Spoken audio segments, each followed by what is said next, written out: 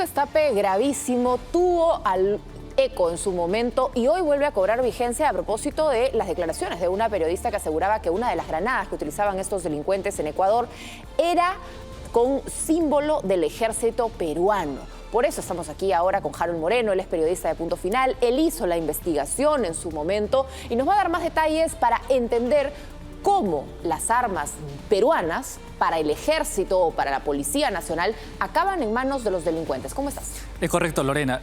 Bueno, para empezar hay que decir que este reportaje tiene más de un año de antigüedad, en el cual revelamos documentos desclasificados, digamos, en los Guacamaya Leaks, tanto de las Fuerzas Armadas peruanas como las mensajerías que tienen con su contraparte en Ecuador. Listas interminables de municiones, explosivos y armas que pasan de Perú a Ecuador. Básicamente son dos, digamos, la tipología. Por un lado tenemos armas, municiones y explosivos de diversa procedencia, pero que pasan efectivamente de Perú a Ecuador, es lo que dice la inteligencia ecuatoriana.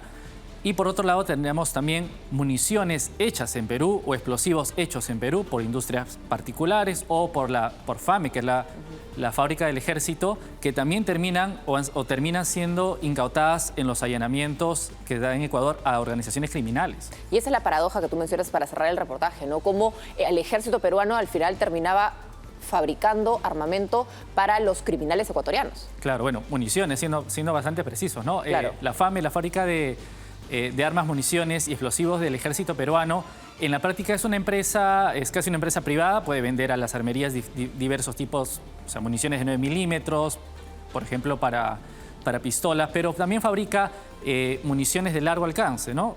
Las cuales, tanto la FAME como la de origen internacional en diversas licitaciones, son de uso exclusivo de la policía y de las Fuerzas Armadas.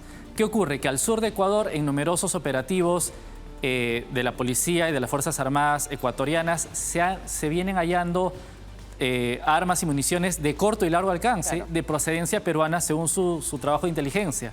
Entonces, en el caso de las municiones de largo alcance, si han venido de Perú, pues uno debe maliciar de dónde vienen, de las policías, de la Fuerza Armada.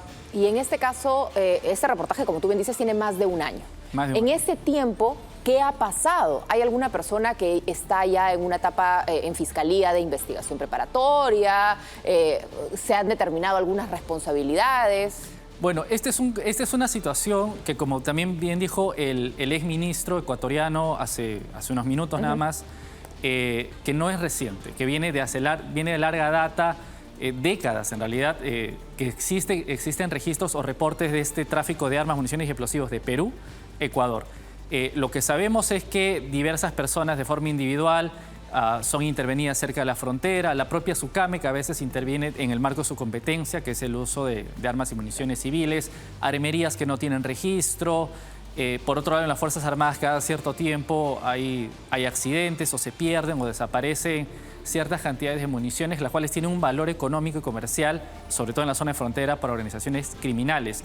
Y el ministro Chávez Cresta dijo esta mañana que hace 6 meses se empezaron a tomar, digamos, más medidas ante ciertas informaciones de inteligencia. Claro.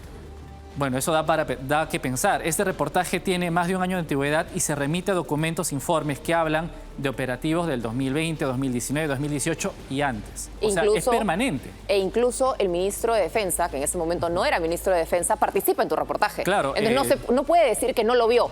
Porque lo llamaste para entrevistarlo, justamente para el tema. En calidad de su expertise en temas militares, conversamos con el ahora ministro y lo que él nos dijo fue que la frontera es una coladera, que efectivamente las municiones de largo alcance que van de Perú a Ecuador, pues probablemente vienen de fuente policial o militar y que esta es una situación bastante conocida. Es algo que, digamos, no es un secreto para nadie, esta permeabilidad que existe en la frontera para tráfico de migrantes, contrabando, armas y explosivos. Y en el caso de tenemos que mirar al final la pregunta, ¿hay corrupción entonces dentro de las Fuerzas Armadas? Porque siempre le echan la culpa como que al que limpiaba el almacén, que como que se guardara un par de caserinas y armas en su bolsillo o en su mochila, cuando en realidad esta es una estructura mucho más grande. No acaba siendo coincidencia lo que ayer relataba esta periodista sobre esta granada, supuestamente con sello del Perú. De acuerdo, lo cual es algo que tiene que determinarse, investigarse. Pero, a ver, las organizaciones criminales de cualquier parte del mundo necesitan armas, municiones y explosivos para mantenerse como tales. Y no necesitan una o dos o una por aquí por allá. Necesitan tener una organización que funcione de forma activa. Un suministro recurrente, digamos, constante, fluido, ¿no? Entonces, ¿no? podemos, digamos, debería investigarse más qué está ocurriendo en los polvorines del Estado, qué está ocurriendo además en la frontera. Migraciones y policía también tienen un papel importante, y con las contrapartes, en este caso en Ecuador. ¿Qué estamos haciendo al respecto? ¿Qué coordinaciones existen para frenar y evitar esto de manera contundente? De manera contundente, porque lo vemos en muchas situaciones y no cambia. Las fronteras son una coladera y a vista y paciencia de las autoridades se trafica de todo. Yo misma he visto cómo pasaban el combustible, y si nosotros lo pudimos haber grabado en ese momento para Reporte Semanal, ¿con qué facilidad entonces la policía también ve lo mismo y no se hace nada? Absolutamente, absolutamente. No es ningún secreto lo que ocurre en las fronteras con Ecuador. Ahora, este domingo en Punto Final también vamos a abordar el tema, vamos a ampliar un poco más lo que está ocurriendo. Estos informes son amplísimos, hay mucha información que queda por revelar. La inteligencia ecuatoriana militar ha determinado exactamente cómo, por dónde y de qué manera se da el tráfico de armas, municiones y explosivos.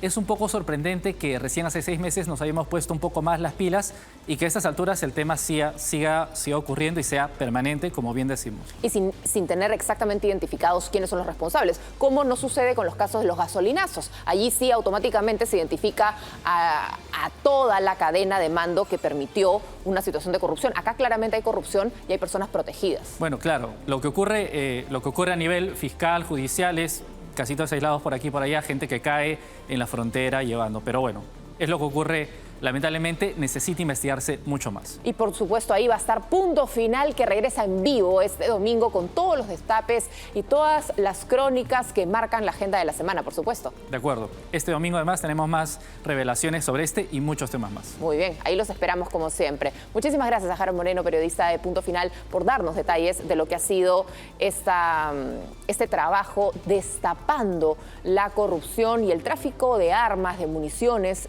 de la Armada peruana hacia Ecuador y sus organizaciones criminales.